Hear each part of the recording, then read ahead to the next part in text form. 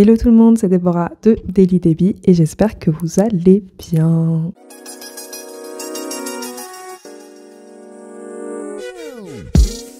Avec le club de lecture, on a commencé un nouveau thème que j'ai sobrement appelé « Les autrices à l'honneur ». Ça veut tout et rien dire dans le sens où je pense que le titre est très parlant, mais pour que vous puissiez comprendre ce que j'ai en tête, voilà un petit peu quelques notes que j'ai mis sur mon PC pour vous expliquer ce thème. Alors j'ai noté que l'idée c'était de découvrir de nouvelles autrices et aussi de se partager en fait des bonnes recos, des autrices qui viennent de pays qu'on n'a pas l'habitude de lire, de découvrir de nouveaux romans d'autrices qu'on a pu lire mais qui sont peut-être moins populaires, mais aussi de se poser la question de ce que ça signifie dans notre vie de lecteur de lire des autrices. Est-ce que ça impacte notre façon de voir le monde, de rentrer dans des romans, ou est-ce qu'au contraire, que ce soit des autrices ou des auteurs, ça ne nous touche pas plus que ça. Encore une fois, c'est une question de perspective, c'est une question qui est assez personnelle. Il y a pas, je pense qu'il y a une réponse un peu sociétale, mais après, il y a également d'un point de vue individuel, d'un point de vue personnel, est-ce que ça a un impact ou non sur nous. Donc j'ai découpé cette vidéo en deux parties. Une première partie où je présente les deux rencontres qu'on aura dans le cadre du club de lecture et une deuxième partie où je vais vous présenter ma palle. Avant de commencer la vidéo, n'oubliez pas de la liker, de vous abonner à la chaîne. Je sais plus trop ce qu'on dit, maintenant je fais les trucs à l'arrache.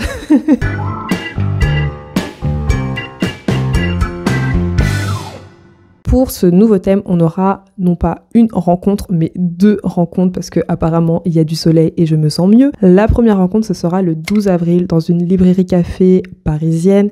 Ceux qui viennent régulièrement aux événements, je pense que vous savez où ça se déroulera parce que maintenant c'est un peu notre QG. Pour cette première rencontre, il n'y a pas de lecture commune. Le but, c'est que chacun vienne avec un livre et qu'ensuite on puisse échanger autour de tous les livres qu'on a pu apporter et même des livres qu'on a en tête. On aura trois parties dans ce programme. On aura une première partie pour se mettre à l'aise parce que tout le monde ne se connaît pas, donc c'est bien voilà, qu'on puisse connaître le nom des uns et des autres, qu'on puisse connaître un peu les goûts littéraires des uns et des autres. Après, on va se recommander des livres. Et après ces petites recommandations qu'on se sera faites, on va essayer d'ouvrir la discussion en parlant des autrices qui ont marqué notre vie.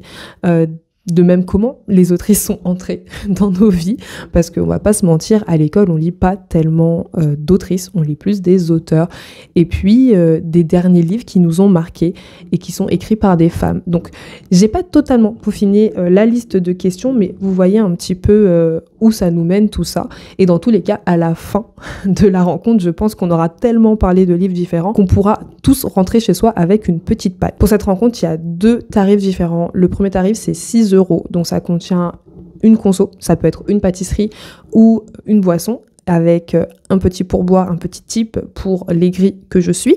Et le deuxième prix, c'est 10 €. Donc là, la personne, elle a deux consos, donc une pâtisserie et une boisson, chaude, froide, c'est vous qui choisissez, avec toujours un petit tip pour moi. J'avais également noté un peu une petite FAQ parce qu'on m'a posé 2-3 questions et je pense que ça vaut la peine que je share les réponses, que je partage avec vous les réponses que j'ai données à ces personnes. Donc on m'a demandé est-ce qu'on était obligé de venir avec un livre. Alors si personne ne vient avec un livre, la partie recommandation va être un peu courte, mais en soi on n'est pas obligé de venir avec un livre à présenter. Ensuite on m'a demandé si les hommes pouvaient s'inscrire. Oui, tout le monde peut venir au club de lecture, il n'y a pas de souci de ce côté-là.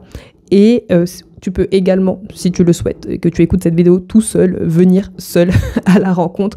La plupart du temps, les personnes viennent seules et après, on se rencontre, on discute au fil de ces 1h30, 2 heures de rencontre. Et après, c'est en revenant à chaque fois que les gens créent des infinités.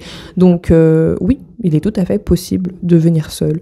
Voilà, donc ça c'est pour la première rencontre et je mets le lien vers le formulaire d'inscription dans la barre de description. Et si vous avez d'autres questions, n'hésitez pas, posez en commentaire et je répondrai et j'ajouterai tout ça à la FAQ de la rencontre. Voilà. La deuxième rencontre, elle sera autour d'une lecture commune. C'est Célanière Coucoupé qui a remporté le vote de la lecture commune. Et donc, c'est ce livre-là qu'on va lire chacun de notre côté et ensuite se réunir le 10 mai toujours dans une librairie café parisienne pour en discuter, échanger nos avis, échanger également des recos de livres qui tourne autour de ce thème. Et voilà, la FAQ est exactement la même que pour la rencontre précédente, à l'exception près que pour le coup, il vaut mieux avoir lu le livre avant de venir, parce que sinon vous risquez de vous faire spoiler.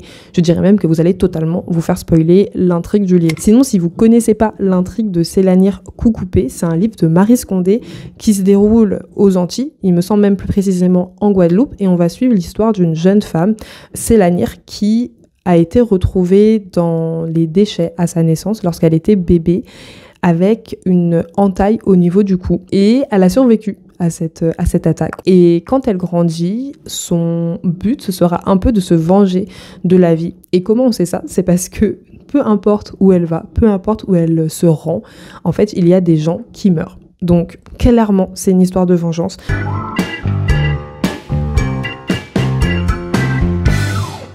Les votes pour la lecture commune, ils étaient très serrés entre Sélanir Coucoupé et Avec joie et docilité de Johanna Sinisalo. Je regarde en même temps mes notes parce que j'ai pas envie de d'écorcher le nom de la petite dame. Mais donc, je me suis dit pourquoi pas ajouter ce livre dans ma palle, parce que finalement, c'est un livre qui m'intéresse, c'est une dystopie. Donc, les personnes qui sont là depuis un moment savent que j'aime beaucoup les dystopies. Et là, c'est une dystopie qui est un peu dans le mood de La Servante écarlate, dans le sens où il y a une société qui est mise en place, il y a un gouvernement qui arrive au pouvoir, et ce gouvernement, il interdit tous les plaisirs, à l'exception du sexe. Voilà.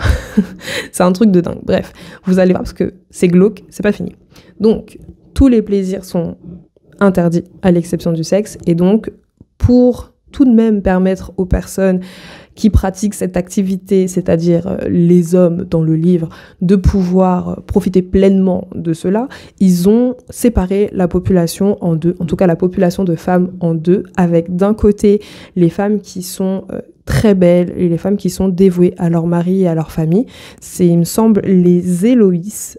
Exactement. Et ensuite, on a d'un autre côté les Morlocks, qui sont des femmes indépendantes, des femmes intelligentes, mais surtout des femmes qui sont stériles. Donc vraiment, il y a une grosse coupure entre les femmes et leur rôle dans la société. On passe à l'autre livre dans ma palle, qui est L'autre moitié du soleil de Chimamanda Ngozi Adichie. Je sais qu'elle a sorti un livre récemment. Je vois plein de personnes qui vont à des événements, à des rencontres avec elle. Je sais pas si son nouveau livre est bien, si quelqu'un a lu déjà son nouveau livre et peut faire un petit retour en commentaire, ce serait très gentil de ta part. Merci. Mais du coup, j'ai ce livre de Chimamanda Ngozi Adichie, qui est L'autre moitié du soleil. Et c'est un livre qui se concentre sur la guerre du Biafra. C'est une guerre civile qui se déroule au Nigeria. Et on va suivre une famille, et notamment deux personnes de cette famille, Olana et Kainen, qui vivent... Attends, c'est des personnes qui sont... Attends, je raconte n'importe quoi. Désolée, je regarde mes notes. Much later. Je suis de retour. Je ne disais pas n'importe quoi. Effectivement, elles sont de la même famille. Et donc, on suit ces deux personnages, Olana et Kainen, qui vivent une vie totalement ordinaire. Vraiment, elles vivent leur petite vie. Elles sont amoureuses, elles vont travailler, etc. Enfin bref, une vie tout ce qu'il y a de plus normal. Sauf que quand la guerre du Biafra éclate, et ben, elles font partie malheureusement de la communauté qui est touchée par les discriminations. Et donc, elles vont basculer dans cette guerre qui, en plus de ça, font d'elles des victimes un peu privilégiées. Je pense que ça va être assez dur à lire. Tout à l'heure, j'ai fait une story sur Instagram et j'avais mis la couverture de ce livre en photo, et quelqu'un m'a dit c'est un pavé, ce qui est vrai. C'est pour ça qu'il est dans ma bibliothèque depuis un moment, mais je ne l'ai toujours pas lu. Mais on m'a dit effectivement qu'il est gros, mais que comme Americana, en fait, ça en vaut la peine, qu'il faut se plonger dedans. Et surtout que, mine de rien, malgré le nombre de pages, ça se lit assez vite, parce que c'est vrai que Chimamanda, elle a une façon d'introduire ses personnages, de les décrire et de nous plonger dans leur vie qui est assez addictive finalement. En tout cas, c'est ce que j'avais ressenti avec Americana, où j'ai lu un pavé, c'était un pavé vraiment un livre grand format de 600-700 pages, je crois, et je l'ai lu tellement vite. J'étais surprise de moi-même. Donc, je sais pas si, pareil, les livres de Chimamanda vous font cet effet, mais c'est un truc de dingue comment son écriture... Ça coule comme de l'eau, tu vois. Ensuite, dans ma palle, j'ai Yellowface de Rebecca F. Kuang. Je sais que tout le monde l'a lu. mais moi je ne l'ai pas lu. Donc je vais profiter de ce thème avec les autrices à l'honneur pour le sortir de ma palle. On va suivre June qui a volé le manuscrit d'une personne qui est supposée être son amie et qui est décédée assez brutalement. Et donc elle va voler son histoire, mais elle va aussi se faire passer pour une sino-américaine et ce livre va devenir un best-seller. C'est un livre où il y aura énormément de secrets et j'imagine bien que lorsqu'il y a un secret aussi troublant, aussi malaisant, aussi vicieux, c'est un secret qui sera pas longtemps bien gardé. Ensuite, j'ai Le mariage de Dorothy West. J'ai pas encore le livre avec moi, mais j'en ai déjà parlé sur Instagram et franchement, plus j'en parle, plus j'ai envie de le lire. Le mariage, c'est une histoire qui se déroule dans les États-Unis, il me semble des années 50-60, à une époque où les mariages mixtes n'étaient vraiment pas quelque chose de courant. Et on va suivre Shelby, qui est une Afro-américaine d'une famille assez aisée, d'une famille qui est assez importante même, et qui va se marier avec un joueur de jazz qui est blanc. Donc ça va créer plein de problèmes, et notamment plein de problèmes de pouvoir, c'est-à-dire une fois qu'on est une personne qui est noire et qui accède à de l'argent, qui accède à des positions de pouvoir dans la société, pourquoi tu irais te marier avec une personne blanche? Voilà, il y a ces questions-là quand même, c'est vrai, dans la communauté noire, c'est des questions qui sont toujours d'actualité. Donc, c'est une question qui est posée dans le livre, des questions de privilège, des questions de colorisme et des questions de domination. À voir ce que ça donne. C'est un livre qui est assez connu. Moi, je l'ai découvert assez récemment, mine de rien, mais c'est un livre, en faisant 2-3 recherches, qui a eu son écho à son époque. J'ai bien envie de voir si... une fois que je me plonge dans l'histoire, finalement, le message est toujours d'actualité. J'avoue être assez curieuse de ça, voir si en 50-70 ans, finalement, la discussion n'a pas trop avancé à ce sujet, ou si au contraire, sur certains points, il y a des choses qui ont avancé, des réflexions qui ont évolué même, parce que des fois, ça peut un peu bifurquer. Donc j'ai bien envie de voir, en fait, ce que donne ce roman. Le dernier livre de la liste, c'est Tattoo de Paola Ana Kaona. C'est une autrice que j'ai eu l'opportunité de croiser à plusieurs rencontres, notamment rencontre de Overbooké. Et elle m'a pitché son livre et sincèrement, ça a piqué ma curiosité. Parce qu'elle m'a dit, oui, alors moi j'ai un livre avec une personne qui, au premier abord, n'est pas une personne agréable, n'est pas une personne sympathique. Et c'est le type de personnage que j'apprécie, les personnages qui sont pas appréciables tout de suite. C'est les personnages, voilà, ils sont un peu gris, voire même ils sont très sombres. Et c'est au fil de la lecture, c'est quand tu comprends un petit peu leur passé, quand tu comprends un peu les démons avec lesquels ils se battent, que tu finis par avoir un petit peu de sympathie pour eux. Donc, c'est pas quand même ça, c'est pas le but ni l'objectif de cette intrigue, mais c'est comme ça que je suis arrivée jusqu'à ce livre. L'idée, là, c'est de suivre une franco-brésilienne qui s'appelle Victoria. Et cette fille, tout lui réussit sur le plan professionnel, c'est-à-dire qu'elle est présidente, il me semble, d'une grande entreprise. Et voilà, en fait, tout va bien pour elle. Elle a de l'argent, elle a le statut, elle a l'appartement, elle a le poste, enfin vraiment, elle a tout pour elle. Donc, elle se lance dans un nouveau challenge qui est d'écrire un livre et d'également réussir, en fait, sur le plan littéraire. Et il s'avère que c'est un gros échec. Et cet échec va mettre toute sa vie en question. Elle va se demander, finalement, qui suis-je? Comment ça se fait que ça, je ne le réussis pas? Est-ce que ça veut dire quelque chose de moi? Et finalement, qu'est-ce que ça veut dire réussir? Voilà, qu'est-ce que ça veut dire réussir? Et donc, elle va se poser des questions sur tout plein d'éléments dans sa vie, sur les études qu'elle a choisies, sûrement sur sa famille, sur ses relations. Et en fait, elle va se vraiment poser la question de qu'est-ce que ça veut dire réussir. J'espère que je vous l'ai bien pitché, moi aussi.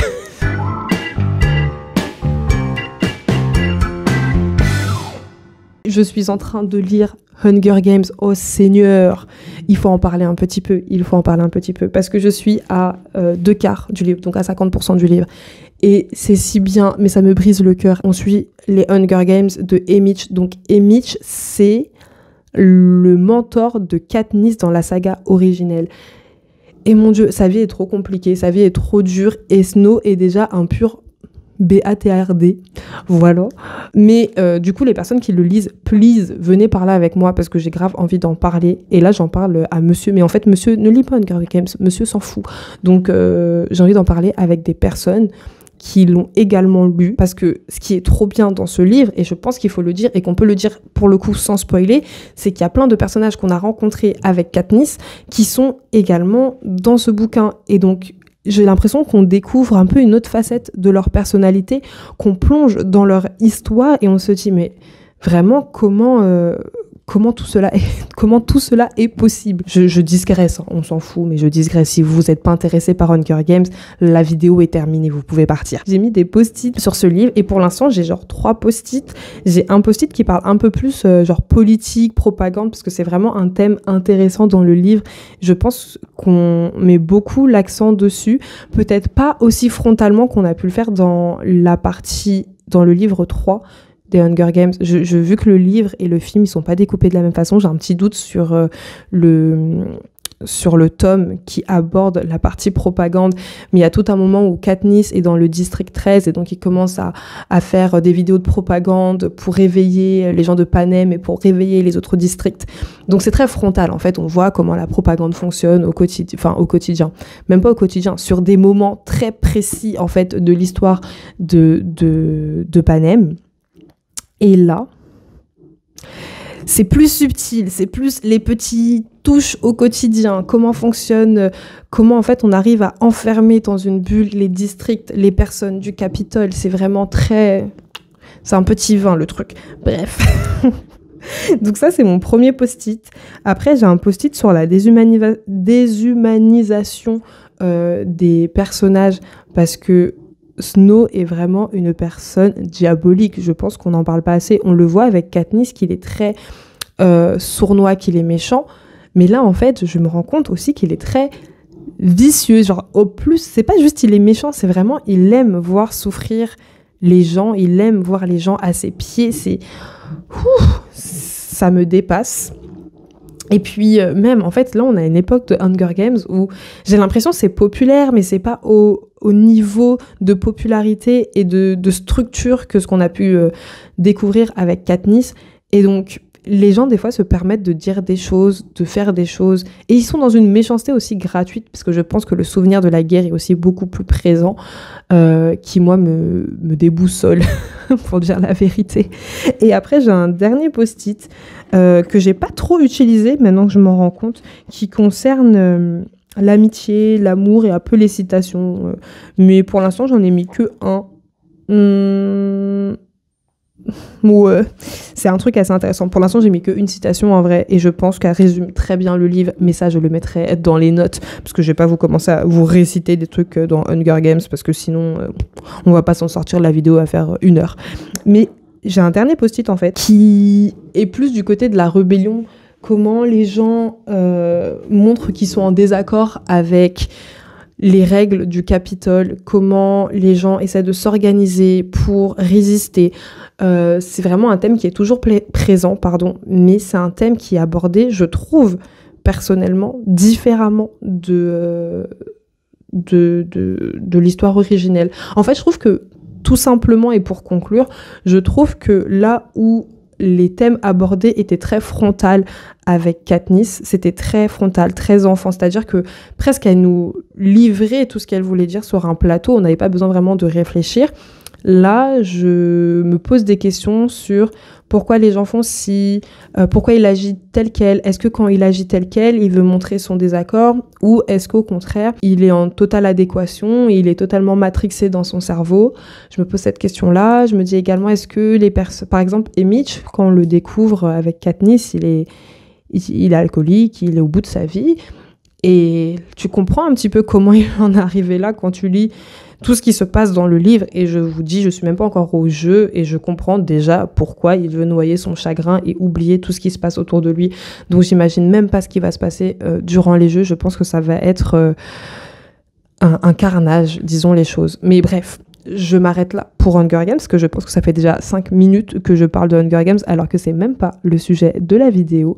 Tout ça pour dire, je pense, si ce que je suis en train de dire, ça te donne envie de parler de Hunger Games, viens sur le site du club de lecture, on va en parler ensemble, ou viens sur Instagram, en fait j'en sais rien, viens, envoie un message, juste j'ai envie d'en parler. Enfin bref, j'espère que la vidéo vous a plu. Je vous rappelle que les 2 rencontres, donc celle du 12 avril pour la discussion un peu générale et celle du 10 mai pour la discussion sur la lecture commune qui est C'est lire Coucoupé, se trouvent en barre de description. Je vous mets également le site vers le club de lecture dans la description si tu ne nous as pas encore rejoint. Et si tu n'as pas encore liké la vidéo, bah écoute, si t'es arrivé jusqu'à là, c'est que ça t'a plu, donc like. Voilà.